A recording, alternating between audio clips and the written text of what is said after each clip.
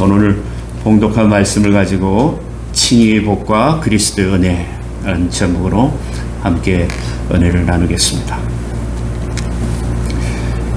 지난 시간에 사도 바울이 우리 이해를 돕기 위해서 4장에서 아브라함과 다윗의 믿음을 예로 들었어요.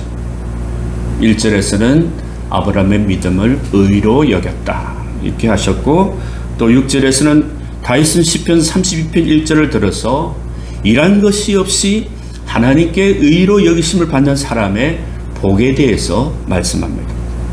그리고 4장 마지막 25절의 말씀에서 예수는 우리가 범죄한 것 때문에 내줌이 되고 또한 어렵다 하시기 위하여 살아나셨느니라. 그것은 죽고 부활하심을 통하여 어렵다 하심을 설명하고 있습니다.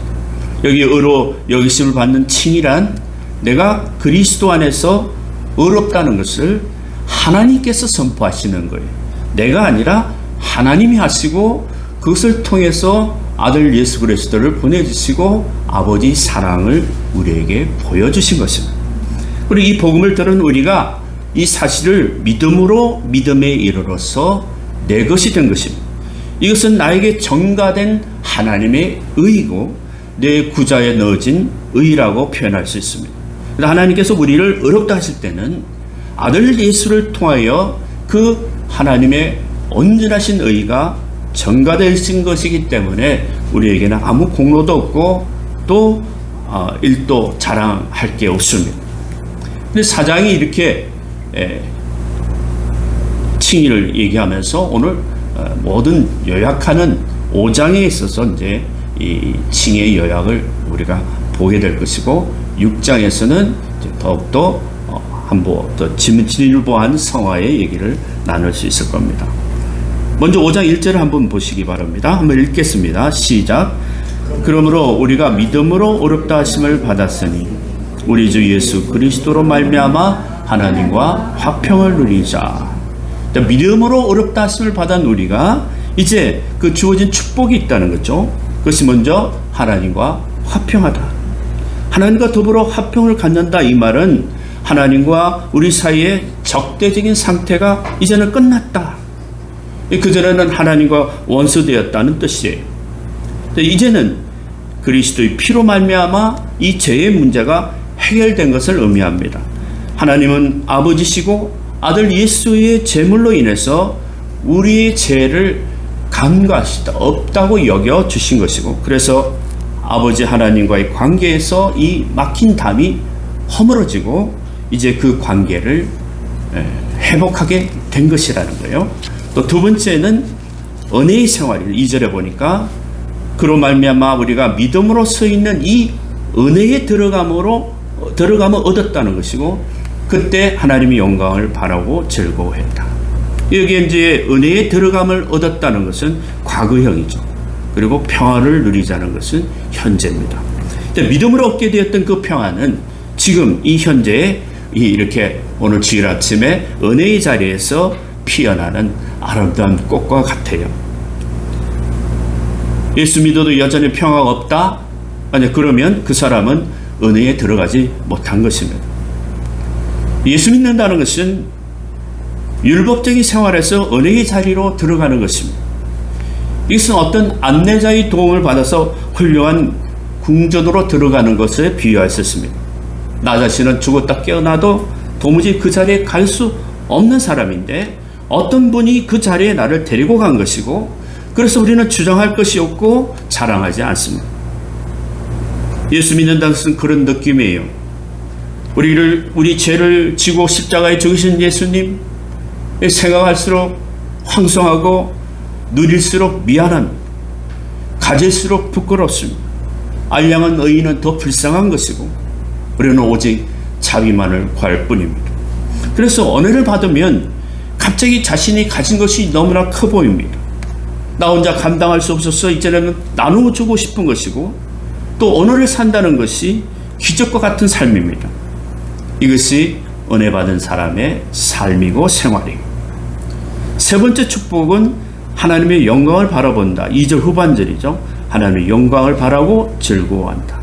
첫 구절에 하나님의 영광을 이렇게 바라보고 또 즐거워한다는 거죠. 여기 질문과 답이 나오죠. 누군가 저에게 왜 사는가 묻는다면 하나님의 영광을 위해 사는 것이다. 이것이 우리 인생의 목표라고 할 수 있고, 또 어떻게 사느냐, 그것은 늘 즐거워하는 것이 인생을 사는 방법이라 할 수 있습니다. 예수 믿는 사람은 이 두 가지만 분명하면 방황하지 않습니다. 대부분 하나님 없는 사람들의 인생 목표는요, 보면은 좀 더 잘 살고 잘 먹고 그리고 오래 사는 것, 그게 의미를 두고 있습니다. 성공하는 데 가치를 두고 있습니다. 이런 가치들은 정말 이기적이고 자기 중심적이죠. 건강, 또 많은 물질, 소유, 그들이 목표입니다. 이런 것들이 본질적으로 나쁘지는 않습니다. 그것도 좋고도 필요로 합니다. 그러나 그 인생의 가치가 자기 의라고 하는 것입니다. 이보다 더 고상한 가치들도 있습니다. 민족과 나라를 위해 사는 사람들이 있고, 세계 인류를 위해서 봉사하는 그런 봉사 원신하는 사람도 있고, 또 가난한 사람들, 소외된 사람들에게 도와주는 그런 사람들도 있습니다. 자, 그러나 이것은 하나의 과정에 불과합니다. 이것은 삶의 과정이지 목표가 아닙니다. 그러면 인생의 참된 목표는 무엇입니까? 그것은 바로 하나님의 영광을 위해 사는 것입니다. 나를 만드시고 지으시고 나를 세상에 두신 그분께 경배와 찬양과 영광을 올려드리며 그분의 영광을 위해서 내가 존재하는 것이고, 이것이 인생의 절대 목적입니다. 이게 영광이라는 이거 참 고귀한 말인데 이 뜻은 나중에 한번 우리가 풀어봐야 돼요. 단순히 김정은 같이 북한에서 하는 그런 영광이 아니에요. 찬란한 하나님의 영광, 그의 불의한 자가, 이 땅에 사는 자가 하나님의 의에 이르도록 그 잔치에 참여하는 것, 예수 그리스도를 통하여 아버지의 영광에 이르는 것, 그것을 날마다 즐거워하는 삶이에요. 그 영광이 대단한 거죠. 할렐루야. 이것이 우리 절대 인생의 목적입니다. 또 네 번째로 보면 3절에 보면 다만 이뿐 아니라 우리가 환난 중에도 즐거워한다. 이는 환난은 인내를 연다는 소망을 이루는 줄 압니다. 이 환난 가운데 즐거워하는, 그래서 더 귀한 것이 여기에 있더라는 거죠. 환난을 겪어보니까 발견된 것이고 깨달은 것인데, 그래서 그 결과 인내는 연단을 만들어냅니다. 유독 환난이 많은 사람이 있어요. 그러나 하나님 말씀이나 약속이 있다면 이처럼 믿음 있는 사람은 그 환난이 유익하게 되지만, 그렇지 않은 사람은 원망뿐이에요. 세상을 원망하고 부모를 원망하고 빙빙 돌다가 인생을 그렇게 끝납니다. 그러나 믿는 사람은 즐거워하는데 더 귀한 것을 발견하고 환난 가운데도 하나님이 인내를 주시고 인내를 통해서 연단을 가지고 그리고 마침내 소망을 이루는 것을 알게 돼요. 드디어 눈이 띄어진 거죠. 가슴이 뻥 뚫린 거죠. 믿음으로 어렵다 칭함을 받는 사람은 영원한 소망을 갖게 됩니다. 자, 그래서 5절을 한번 읽겠습니다. 시작. 소망이 우리를 부끄럽게 하지 아니함은 우리에게 주신 성령으로 말미암아. 자, 이런 소망을 갖게 되는 실제적인 힘이 바로 성령님이죠. 그래서 성령이 우리에게 오셔서 이 소망이 부끄럽지 않게 하기 위해서 우리에게 성령을 보내주셨어요. 깨닫게 하신 거죠. 이 소망이 아주 그저 오는 것이 아니었구나. 성령께서 진리의 영으로 내 안에 내주 교통하시면서 깨닫게 하시면, 영생의 소망을 가진 것이 부끄럽지 않구나. 이 성령으로 말미암아 우리 마음속에 하나님의 사랑이 부어졌다는, 여기서 우리는 믿음으로 어렵다 하심을 받은 사람의 두 가지 단어가 나오는데, 바로 정리한다면 성령과 사랑이에요. 그래서 우리에게 내주하신 이 성령은 우리를 통하여 우리에게 하나님의 사랑을 이렇게 드러내게 합니다. 유독 여러분이 사랑스러운 것은 그 안에 여러분이 성령이 계시기 때문에. 하나님은 우리같이 무력하고 경건하지 못하고 죄인들이고 원수들인 인간들을 위해서 죽으심으로써 십자가에서 그의 사랑을 확정하셨다. 이 8절의 내용이죠.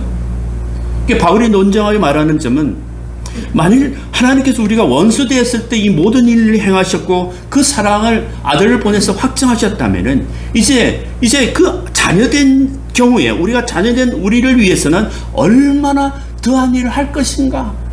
이런 그런 논쟁으로 바울은 우리를 계속 그렇게 다음 구절로 이끌어 가는 것입니다. 구절의 말씀을 보십시오. 자, 그러면 이제 우리가 그 피로 말미암아 의롭다 하심을 받았으니, 로마서 3장 23절 25절 그 내용이 지난번에 했잖아요. 그때 모든 사람이 죄를 범하였는데 하나님의 영광에 이르지 못하더니 예수의 피로서 믿음으로 말미암는 화목제물로 세우셨다. 또 히브리서 10장 20절 22절 말씀에도 하나님이 너에게 명하신 이것이 언약의 피라. 율법을 따라 피로서 정결하게 되나니 피 흘림이 없은즉 제 사함이 없느니라. 그러니까 우리로 하여금 육신을 따라 죽는 삶이 아니라 영을 따라 죽을 몸이 살리신 예수 그리스도의 그 보혈의 은혜로 새롭게 해주셨다는 말씀이고, 그러므로 우리는 예수 그리스도의 보혈 피로 제사함 받고 구원받은 자는 영적인 아브라함의 자손이고 또 하나님 나라를 유업으로 받아 누리는 하나님의 복된 자녀가 된 것입니다.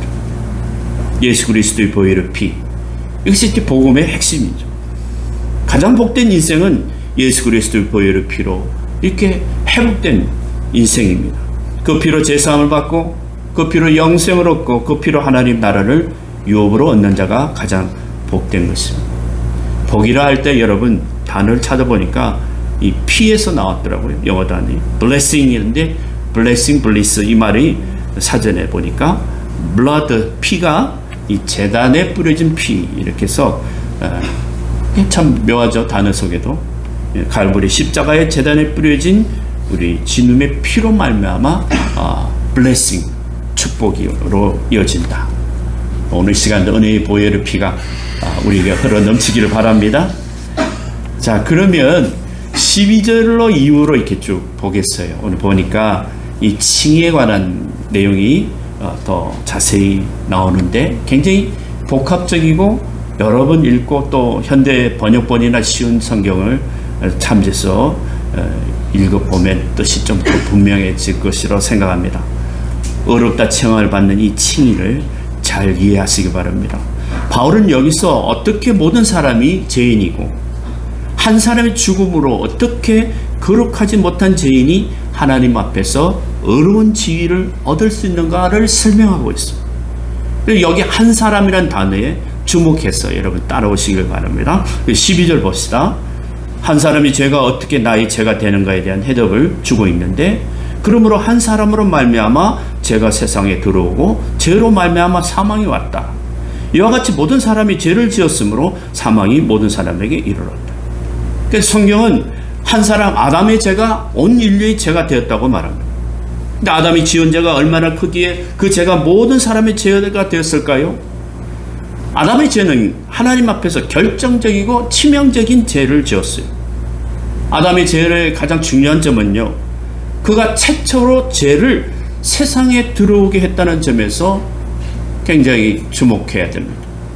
우리가 죄가 들어왔다는 것은 어떤 도시에 방사능이 유출되는 것 같아요. 어떤 사람이 한 사람의 실수로 방사능을 유출이 되므로 온 도시가 오염이 된 것 같아요. 어떤 사람이 저수지에 독을 풀어놨는데 많은 사람이 그 물을 먹게 되므로 죽게 되는 지경이 바로 아담이 치명적인 실수한 죄라는 것이죠. 아담 이후에는 모든 인류는 날 때부터 죄인으로 태어난 것입니다. 이것이 인간의 운명이 된 것이고 이것이 인간 본질을 결정하게 됐습니다. 이것은 피해갈 길이 없는 것입니다. 죄는 사망을 가지고 들어왔습니다. 원래 최초 인간에게는 사망이라는 게 없었습니다. 그러나 에덴 동산에 죄가 들어오고 인간에게 죄가 들어오게 돼서 인간은 사망을 당하고 죽음의 존재가 된 것입니다. 죽음이라는 것은 사단의 것이죠. 하나님에게는 죽음이 없습니다. 하나님께는 영생과 생명뿐입니다. 그러나 왜 인간은 하나님과 영원히 살지 못하고 죽어야 하는 존재가 되었습니까? 그것은 죄가 인간 속에 들어왔기 때문입니다. 그래서 죽지 않을 사람이 한 사람도 없습니다.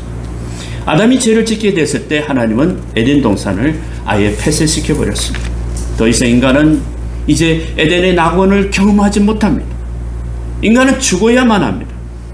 그러나 하나님은 그들을 그대로 내버려 두지 않으시고 구원하기로 결정하셨습니다.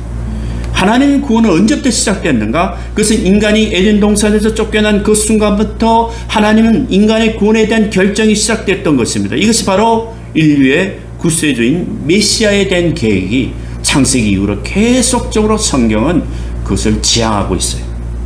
그래서 15절 보시면은 그러나 이 은사는 그 범죄와 같지 아니하니 곧 한 사람의 범죄로 인해 많은 사람이 죽었은즉 더욱 하나님의 은혜와 또 한 사람 예수 그리스도의 은혜로 말미암아 선물로 많은 사람에게 넘쳤다. 여러분, 로마서는 1장에서 5장까지 칭의에 대한 얘기를 합니다. 오늘 5장에서 결론적인 부분인데 이 한 사람 아담에게로 말미암아 죄가 인간에게 접촉되어서 사망이 오게 되었고 그것은 아담 한 사람의 사망이 아니라 모든 인류의 사망으로 연결됐던 겁니다. 15절에 말하는 것이 바로 그 내용이에요. 아담 한 사람으로 인해 많은 사람이 죽게 됐고 이미 많은 사람들이 그 죄로 죽었지만은 인류를 구원하시기로 결정하시고 그래서 한 사람을 준비하셨는데 그분이 바로 예수 그리스도. 그래서 여기서 우리는 한 사람과 또 한 사람 예수 그리스도를 보게 되죠. 한 사람이란 단어가 5장에서 굉장히 중요합니다. 예수 그리스도를 둘째 아담이라 부를 수 있는데 첫째 아담이 실패한 것을 두 번째 아담인 예수 그리스도가 완전히 완벽하게 회복시킨 겁니다. 첫째 아담과 둘째 아담을 비교하고 있는 거죠. 첫째 아담이 죄의 시발점이었다면 둘째 아담은 죄의 마감입니다. 첫 번째 아담이 범죄하여 많은 사람들을 죄로 물들였으나 두 번째 아담 예수 그리스도는 은혜로 말미암아 십자가의 죽으심으로 말미암아 많은 사람들을 죽음에서 구원하는 역할을 했던 것입니다. 그래서 두 번째 아담 예수 그리스도가 하신 일을 가리켜서 15절에 보면은 은사라는 표현을 씁니다. 은사. 로마서 6장 23절에는 이렇게 말하고 있습니다. 죄의 삭은 사망이요 하나님의 은사는 그리스도 예수 우리 주 안에 있는 영생이라. 그러니까 은사는 선물이죠. 이 은사는 영생이요 구원입니다. 이건 내가 만든 것이 아니고 노력한 것도 아니에요. 구원은 하나님이 만들어준 선물이요 은사입니다. 이 은사는 돈을 주고 사는 것이 아닙니다. 하나님이 그저 주신 것입니다.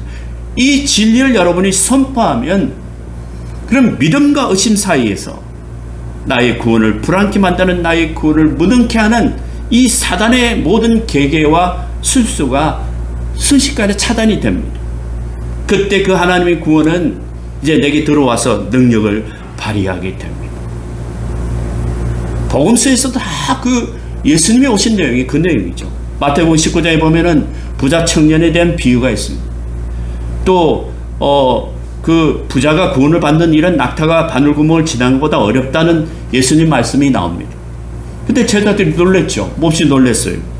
그러면 내가 다 팔고 주님을 따르는데 누가 그 구원을 받을 수 있겠냐고 26절에 말씀하시죠. 사람으로는 할 수 없지만은 하나님으로서는 다 할 수 있는 일. 하나님은 다 할 수 있습니다. 로마서 8장 30절에 말씀하시죠. 우리를 미리 정하셨소. 정하신 우리를 또한 부르시고 부르신 우리를 또한 어렵다 하시고 어렵다 하신 우리를 또한 영화롭게 하셨느니라. 복음에는 하나님의 의의가 나타나서 믿음으로 믿음에 이르게 하신다는 이 칭의는 전적으로 하나님이 다 할 수 있는 것입니다. 그래서 우리가 예수를 믿는 것 외에 자꾸 다른 것이 끼어들어오면 안 됩니다. 자꾸 어떤 도덕적인 것이나 윤리니 종교적인 태도 그렇게 예수 그리스도의 십자가에 그 십자가를 자꾸만 못 보게 하고 덧칠을 하고 끝내는 십자가는 보이지 않아. 너무 칠을 많이 해가지고 예수를 통해 하나님 영광을 봐야 되는데 예수를 통해 하나님을 볼 수 없는 거예요. 하나님이 칭의롭게 어렵다 취한 것은 하나님께 주신 것인데 이걸 덧칠해 놓으니까 아버지 사랑을 가기도 전에 아무것도 없는 거예요. 지금은 그 덧칠한 것을 벗기는 시간. 십자가 예수 그리스도가 나에게 어떤 의미가 있고 어떻게 나에게는 복음으로 들리는가. 선명하게 그 피 묻은 복음을 우리가 받아들일 때, 믿음으로 받아들이고 전적으로 신뢰하며 그 믿음에 따라 살 때 아버지의 사랑이 보이는 거예요. 하나님의 의가 우리에게 전가되므로 나도 거룩하니 너희도 거룩하라. 그 아버지 영광이 여러분 삶 속에, 여러분 자녀들에게, 여러분의 인생에 차고 넘치시기를 주님으로 축복합니다. 이번 복음학교를 통해서 여러분 눈이 열리기를 바랍니다. 성령의 인도하심이 진리 가운데 이끄실 때 함께 이 시간에 복을 받기를 원합니다. 여러분, 한 사람이 중요하다고 그랬죠. 한 사람 아담으로 인해 죄가 들어왔고, 죄와 죽음이, 또 한 사람 그리스도의 희생과 죽음으로 말미암아 모든 사람에게 영생과 생명이 왔다.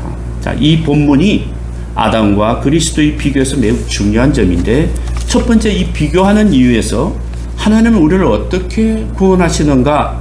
그것을 보니까 아담이 저지른 실수를 그대로 거꾸로 회복시키는 거예요. 이것을 타이폴로지라고 합니다. 그러니까 모델은 같은데 역할이 전혀 다른 거죠. 어떤 사람이 방을 어지러 놓았습니다. 다른 사람이 그것을 하나씩 챙깁니다. 물건을 제자리에 놓고 다 정리하고 정돈하고 씻고 닦고 방을 깨끗이 만들어 놨어요.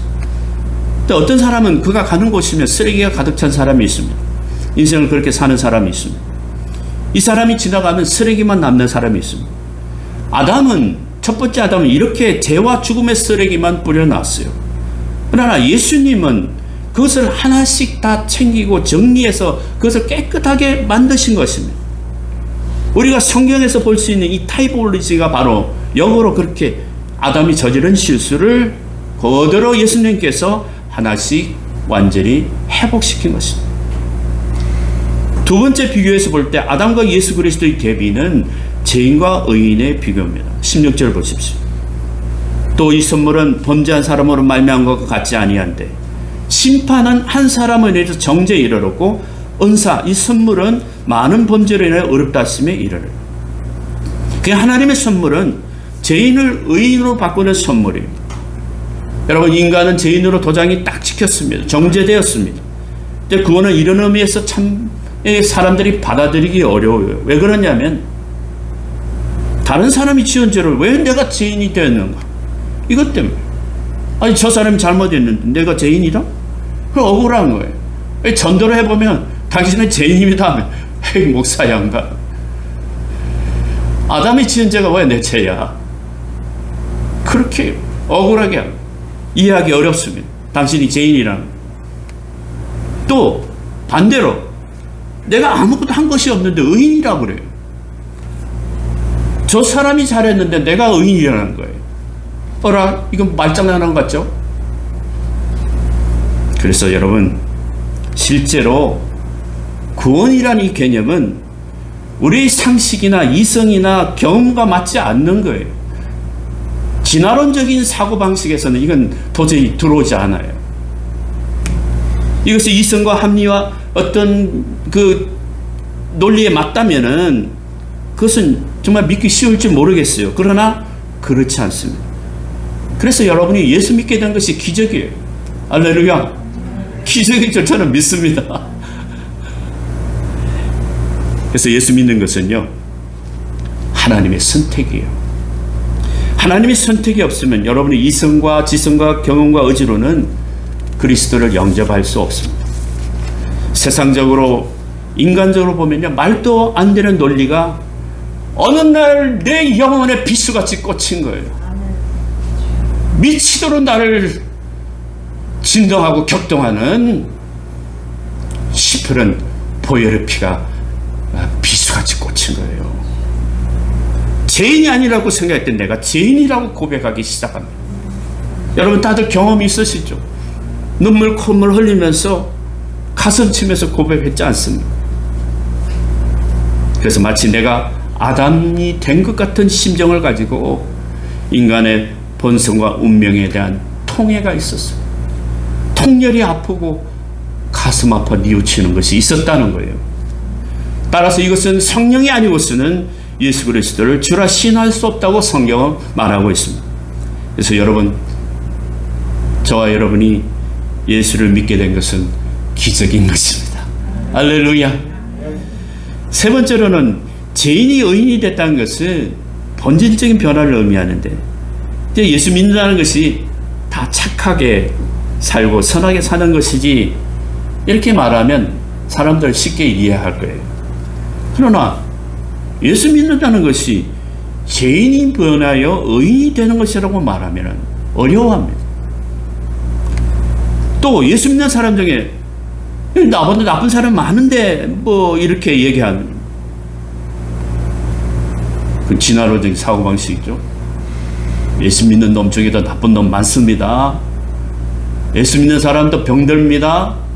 예수 믿는 사람도 가난에 있을 수 있고, 그리고 여러 상처들이 많을 수 있고, 또 고통과 슬픔이 있을 수 있습니다. 여러분, 예수 믿는 자에서 무언가를 정말 이 시간에는, 이번 기회에 분명히 우리가 붙들게 되기를 바랍니다. 예수 그리스도의 보혈이 내 죄를 사할 수 있는 능력이 있다는 말, 이 말도 역시 그냥 이해가 되지 않아요. 성령의 특별한 역사가 있어야 합니다. 그런데 여러분, 2000년 동안 끊임없이 이 고백은 이어져 왔어요. 놀랍습니다. 여러분에게 성경이 말한 구원이 있기를 기도합니다. 여러분 자신이 정의한, 여러분이 만들어 놓은 어떤 그런 개인의 어떤 구원이 아니라, 첫 번째 아담이 실패한 것들을 두 번째 아담이 인 예수 그리스도께서 회복하셨고, 그로 말미암아 죄인이 의인이 되었던 이 구원이 여러분에게 임하기를 기도합니다. 네 번째 보시면 17절에 사망과 생명을 비교하고 있죠. 한 사람의 범죄로 말미암아 사망이 그 한 사람을 통해서 왕노로 하였었는데, 더욱 은혜와 의의 선물을 넘치게 받은 자들, 오늘 믿는 자들에게는 한 번 예수 그리스도 통해서 뭡니까? 생명 안에서 왕노릇 하리로다. 정말 이 말도 이해하기 어려운 말씀이죠. 사망에서 생명으로란 말이 무슨 말입니까? 이 말은 예수 믿는 것은 막판 뒤집기와 같다는 거예요. 여러분, 영원히 지옥에 떨어질 수밖에 없는 그런 존재인데 막판에 확 뒤집어 버린 것이다. 그래서 사망이 생명이 된 거죠. 사람들을 이렇게 얘기하면 어쩌면 잘 이해될지도 모르겠어요. 착한 일하고 헌금에 대한 보상으로 지옥에서 빼줬다는 얘기를 하면, 그럼 그런 공로죠. 뭘 해야 되는 거죠. 근데 좀 이해할 수 있을지 뭐예요. 그런 것이 마치 천국을 가는 노잣돈 같은 거니까.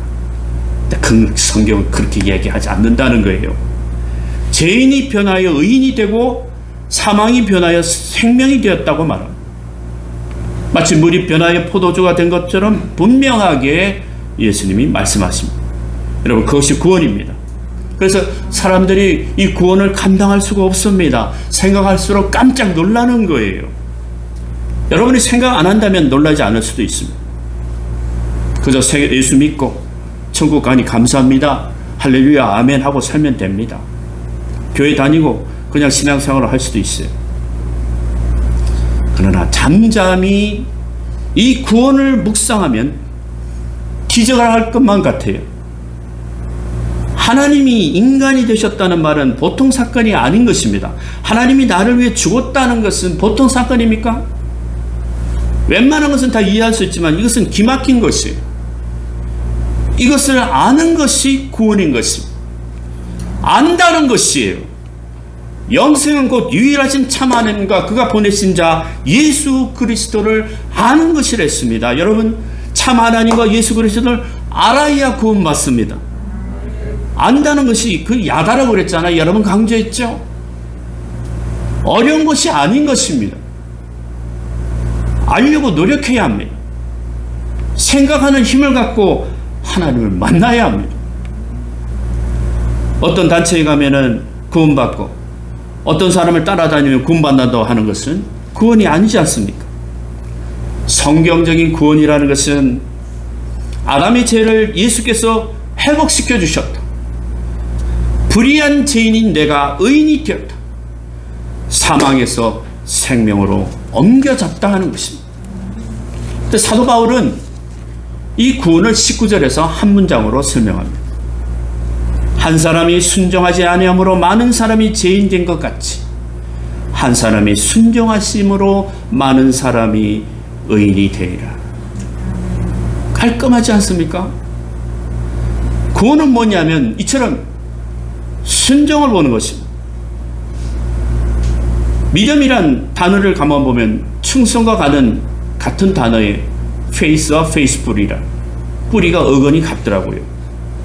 참 믿음을 가진 사람은 충성스러운 사람이에요. 자, 이것이 그리스도가 주신 구원의 복음을 믿고 믿음의 결론인데, 믿음이란 예수의 순종으로 말미암아 아담의 불순종을 다 제거하고 축복을 나눠준 것입니다. 그래서요, 20절 우리 한번 그런 감격을, 오늘 중요한 얘기인데 좀 한번 읽겠습니다. 시작. 율법이 들어온 것은 범죄를 다하게 하려 함이라. 그러나 죄가 닿은 곳에 은혜가 더욱 넘쳤다. 죄가 있는 곳에 은혜가 더욱 넘쳤다. 이 말은 율법이 들어오기 전에 죄가 드러나지 않았다는 거예요. 율법은 거울과 같아서 기준이 없었는데, 근데 율법이 들어오니까 범죄가 다 더해져. 근데 범죄가 늘어난 것이 아니고 많아진 것이 아니고 범죄가 뚜렷하게 선명하게 나타났다는 거죠. 막연했던 것이 분명해진 것이고, 그래서 여러분, 은혜가 드러나면은 은혜가 이 죄를 다 치워버립니다. 그래서 죄가 없이 되는 것입니다. 이런 경험이 있죠. 교회 오기 전에는 죄라고 생각하지 않았는데, 교회 오니까 죄가 아닌 것이 없지 않습니까? 그래서 예수 안 믿었을 때는 더 편했다고 해요. 죄인지 아닌지 모르고 그걸 그런데 그렇죠? 근데 죄가 드러났어. 병이 드러났어. 그렇습니다. 근데 병이 드러나지 않으면 그 영혼은 죽습니다. 죄는 드러나야, 병은 알려져야 치료받고 회복되는 것이죠. 그래서 죄가 딱 드러나면은 은혜가 그것을 없애버립니다. 21절 보십시오. 한번 읽겠습니다. 시작. 이는 죄가 사망에서 왕노릇한 것 같이 은혜도 또한 의로 말미암아 왕노릇해서 우리 주 예수 그리스도로 말미암아 영생에 이르게 하리라. 죄가 왕노릇할 수 있어요. 죄의 세력이 있기 때문에 왕노릇합니다. 그러나 은혜도 왕노릇해요. 우리 주 예수 그리스도로 말미암아 영생에 이르게 하는 은혜도 왕노릇한다는 거예요. 그래서 여러분 삶 속에 죄가 왕노릇합니까? 은혜가 왕노릇합니까?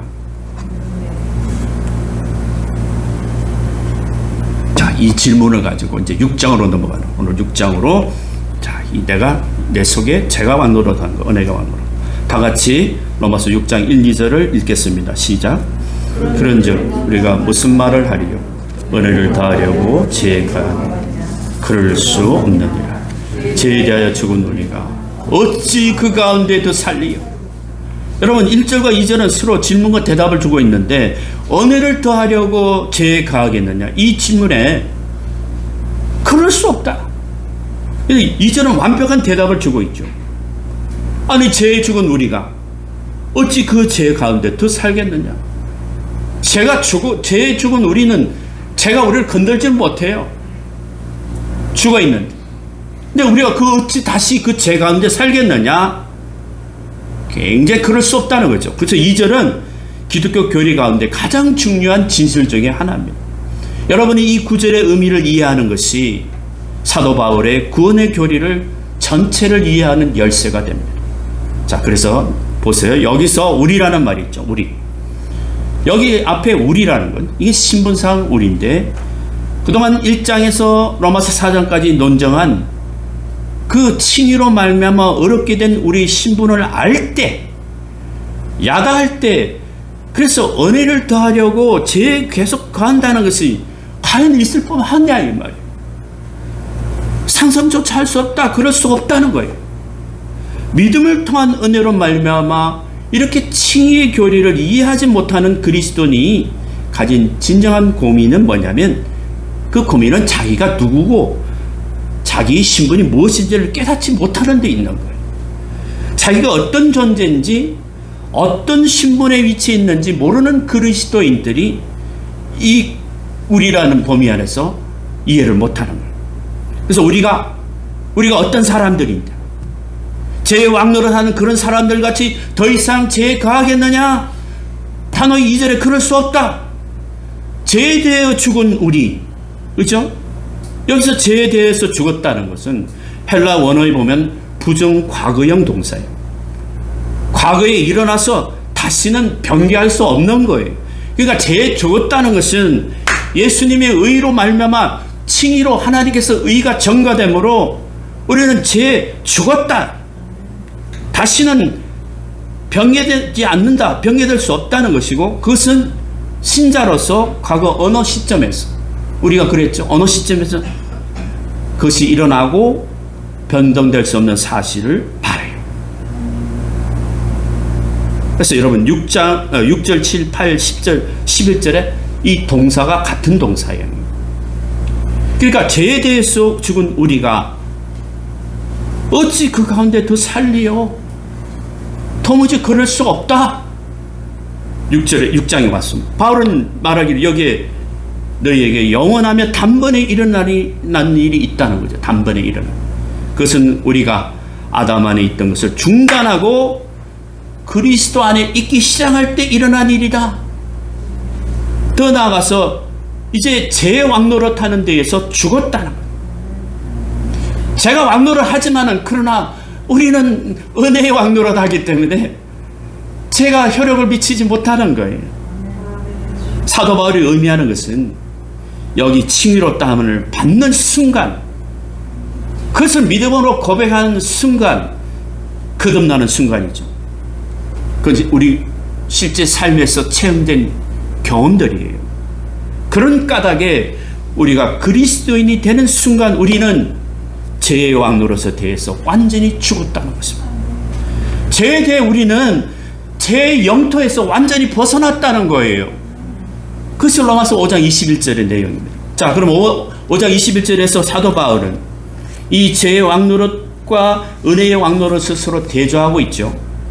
죄의 왕노릇은 죄의 법, 죄의 권세, 죄의 체계를 말하고, 은혜의 왕노릇은 그와 비슷하게 은혜의 세력, 은혜의 역량, 은혜의 힘, 은혜의 능력, 그런 거죠. 예수님이 오신 이후로 우리는 두 가지밖에 있을 수밖에 없습니다. 우리가 죄에 있든지 아니면 은혜 아래 있든지 중간은 없고 양다리는 걸칠 수가 없습니다. 우리는 완전히 죄와 악의 통치와 왕노릇대에서 죽었습니다. 더 이상 그것은 우리의 지위가 아닙니다. 우리의 신분이 아닙니다. 우리는 영원히 단번에 그 위치에서 벗어났습니다. 골로새서 1장 13절에도 우리가 흑암의 권세에서 건져내사 그의 사랑의 아들 나라로 옮겨졌다는 거예요. 빌립보서 3장 20절에도 우리의 시민권은 하나님의 나라에 있다는 거예요.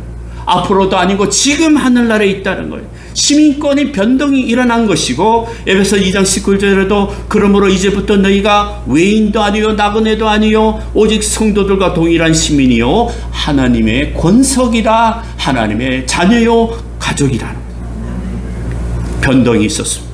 우리 신분이 완전히 변화되었다는 것입니다. 우리는 영원히 단번에 우리 나라를 바꾸었습니다. 우리는 더 이상 죄의 영토에 있지 않고 죄의 권세의 지배를 받지 않고 조종을 받지 않으며 죄가 더 이상 우리의 운명을 좌우하지 못합니다. 우리는 더 이상 이제는 옛 아담 안에 있지 않습니다. 우리는 어디에 있습니까? 예수 그리스도 안에 있는 것입니다. 우리는 옛 아담에서 벗어나서 그리스도 안으로 옮겨졌습니다. 그래서 복음에는 하나님의 능력이 나타나서 어렵다 칭함을 받은 성도인 우리는 은혜 안에서 왕노릇 하게 되고 그 안으로 들어갔습니다.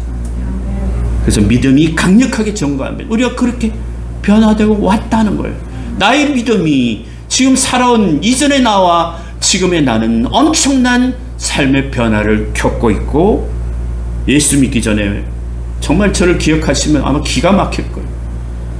나 예수 믿고 구원의 도를 알게 되고, 그간에는 늘 그냥 엄마 교회 가라고 해서 가고 왔다 갔다 했지만 30 늦게 늙음하게 예수를 만나게 됐어요. 진정으로 예수님을 알게 되고 점차로 더 깊이 알아가는 은혜를 경험하게 되니까 너무나 감사하고, 그래서 우리는 하나님의 통치를 지금 받고 있는 거예요. 그것을 경험한 사람은 하나님의 은혜 아래 무한정 그 권능이 있는 것입니다. 자, 정리하면 여러분, 여기 바울 사도의 논쟁의 결론은 그리스도인에게는 제 안에 산다는 사실이 불가능한 것은 그 사람이 은혜의 권능 아래 있기 때문에. 왜냐? 14절 보십시오. 제가 너희를 주관하지 못하리니. 제가 아무리 악하게 군다 해도 여러분을 주관하지 못할 것입니다. 죄도 세력이 있지만은 어렵다 하신 하나님의 은혜가 더 크기 때문에, 더 큰 능력이 나타내기 때문에. 그래서 사도는요, 이 죄의 체계와 죄의 궁극적인 세력에서 계속 살 수 없고 살지 않을 것이다. 그래서 내가 그리스도의 복음을 부끄러워하지 않는다. 얼마나 당당한데, 내가 이 복음을 부끄러워하지 않는다는 것은 이 구원의 진리를 알게 되니까, 복음은 모든 믿는 자에게 구원을 주는 하나님의 능력이기 때문에 부끄러워하지 않는다 말이에요. 여러분, 복음은 부끄러워하지 마십시오. 전도할 때 뭐 이렇게 부끄러운 그런 얘기가 아니잖아요. 그런데 여러분, 어째서 우리는 여전히 죄를 짓고 있습니다. 기도하면 대표 기도 꼭 죄를 얘기하잖아요. 한 주간 지은 죄를 용서하라. 여전히 우리 짓고 있다는 거죠. 그런데 바울은 우리가 죄 없다고 말하지 않습니다. 우리가 죄의 나라와 영토와 체제와 그 죄가 마지막에 주장하는 사망과 같은 그 왕노릇에서 벗어났다는, 영토가 벗어났다는 것이고 하나님 나라의 통치를 받는 것이라는 거예요. 여러분은 실제적으로 아직은 노예일 수 있어요. 법적으로는 더 이상 노예가 아닌데도 말이에요. 해방했는데, 노예 해방을 선언했는데 여전히 노예일 수 있어요. 늙은 노예가, 링컨이 로마 노예 해방을 했는데, 늙은 노예는 옛종이 오면 겁이 나요. 오랫동안 그 종로로 탔던 것이 몸에 배어가지고 그 나타나기만 하면. 그런데 어린 노예는 별로 상관없어요. 해방되었는데. 어린 노예는 그래요. 느낀 정도가 다르죠. 개혁주의 신학계를 이끌고 있는 저명한 신학자 R.C. 스포로는 구원의 확신의 기준을 나누면서 세상에 모두 4종류의 사람이 있다고 얘기합니다. 대부분 살아있는 사람이 이 4가지 얘기에 다 들어가 있습니다. 하나는, 첫 번째는 구원을 받았고 그것을 아는 사람이 있습니다. 두 번째는 구원을 받았고 그것을 모르는 사람이 있습니다. 세 번째는 구원받지 못했고 그것을 아는 사람이 있습니다. 네 번째는 구원받지 못했고 그것을 모르는 사람이 있습니다. 구원을 받았고 그것을 아는 사람은 바울과 같은 사람일 것 같아요. 그렇죠? 또 믿음의 사람이 있을 수 있고 여러분 중에도 있을 수 있습니다. 구원을 받았고 그것을 모르는 사람은 아직 구원의 여정에 있는 사람일 수 있어요.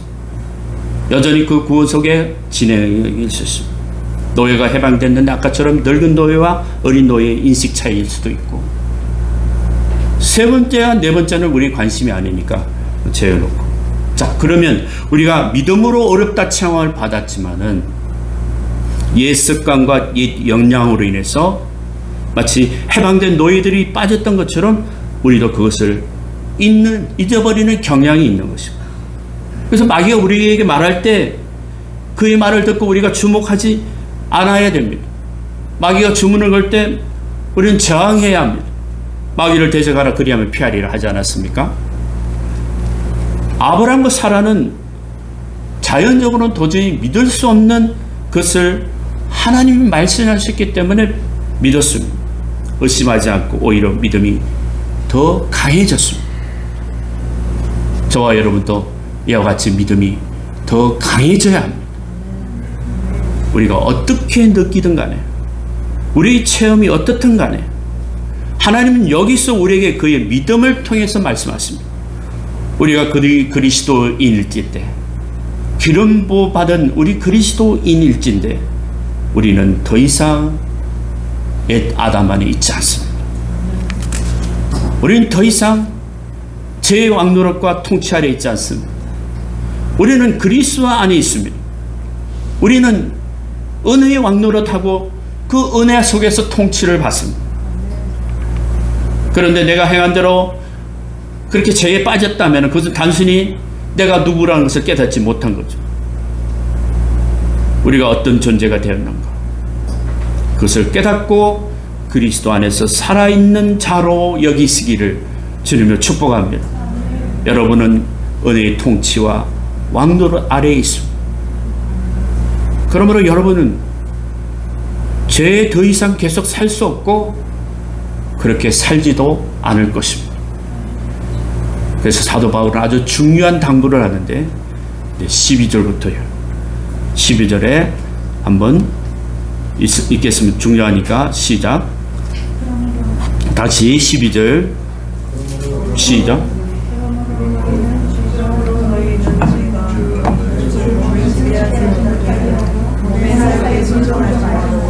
자, 참. 12절 거기만. 12절 거기 앞에 그러므로 너희는 제가 너희 죽을 몸을 지배하지 못하게 하여 몸의 사역에 순종하여. 여러분, 그리스도와 함께 죽고 사는 부활의 경험이 그 앞에 내용이 나옵니다. 그러니까 우리는 성도와 예수님의 관계는요 굉장히 신비로운 연합체예요. 그렇죠? 예수님과 함께 죽고 부활하는 그 신앙적인 연합에서 경험이, 그래서 우리는 새롭게 태어났고 또 부활의 약속이 있습니다. 예수 믿고 구원의 은혜를 체험한 성도라 하더라도 이 죄의 유혹에서는 완전히 벗어난 것이 아닙니다. 어렵다 칭함을 받아도 여기 바울이 주목하는 여기 12절에 죽을 몸이에요. 육신이기도 하고 그런데 육체라고는 말하나 이 죽을 썩어질 육체가 아니고 육신을 지배하는 그 전체 지정이 덩어리예요. 마귀가 사용하는 몸이죠. 그래서 제가 우리 자신의 죽을 몸을 지배하지 못하게 해서 그 몸의 욕심에 순종하지 말라는 거예요. 여기에 죽을 몸이라는 것이 중요합니다.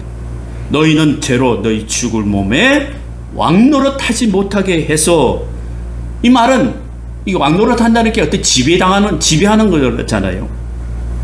그러니까 죄에 죽을 몸에 이렇게 자유가 없이 완전히 지배당하는 모습으로 살지 마라. 여기 죄의 왕노릇, 제가 왕노릇하는 것은 내 주인이 제가 되고 제가 하라는 대로 따라함. 누가 왕이냐 되게 심각한 거죠. 여러분, 사람에게는 완전한 자유가 없습니다.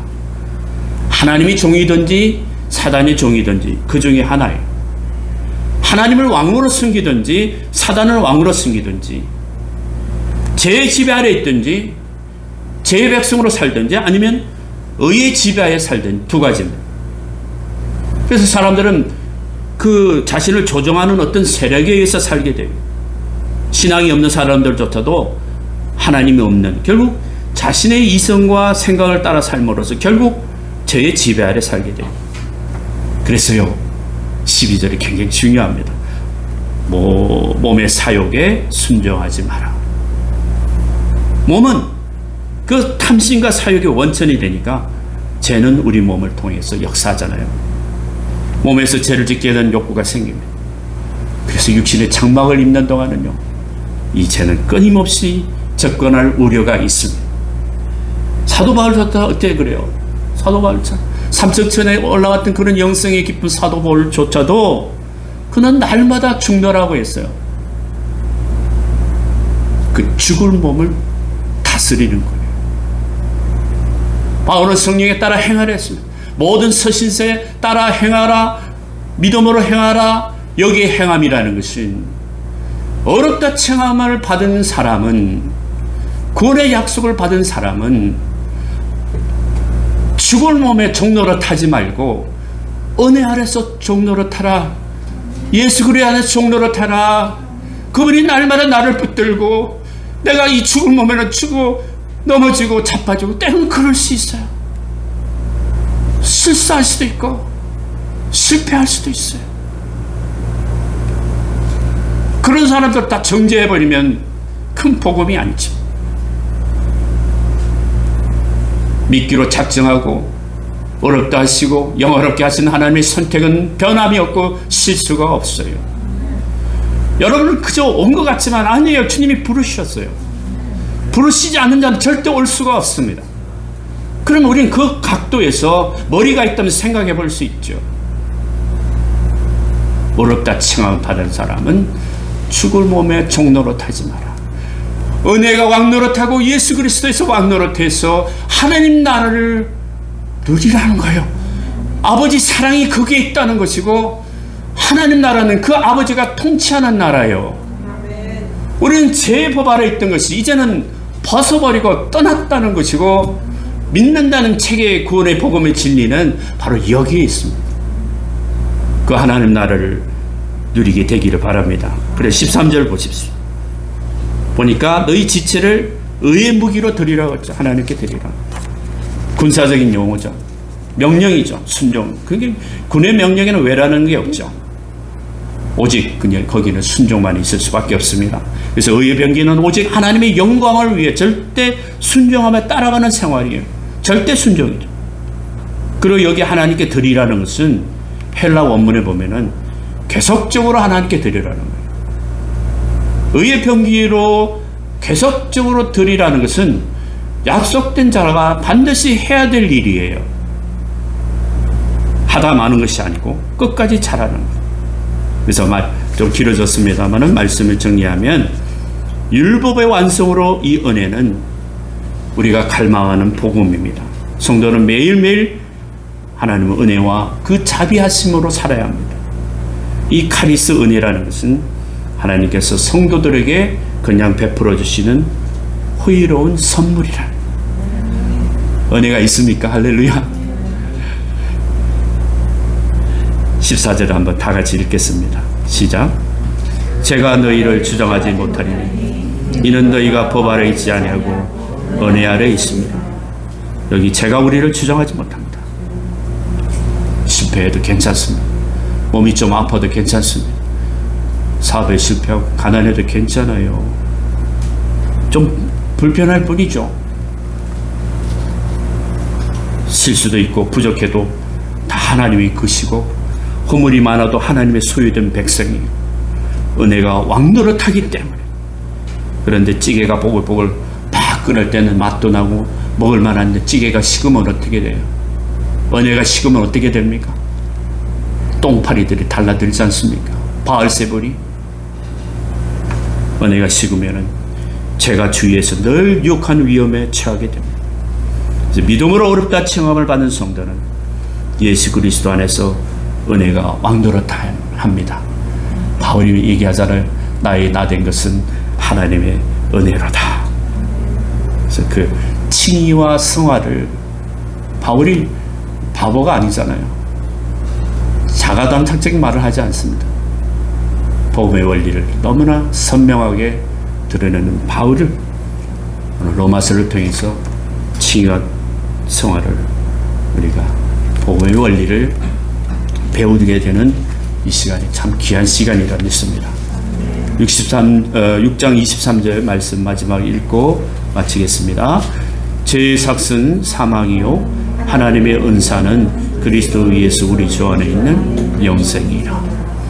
사망도 왕노릇하지 말고 은혜와 의의 선물을 넘치게 받고 생명 안에서 왕노릇하는 이 한 주가 되기를 주님을 축복합니다. 기도하겠습니다.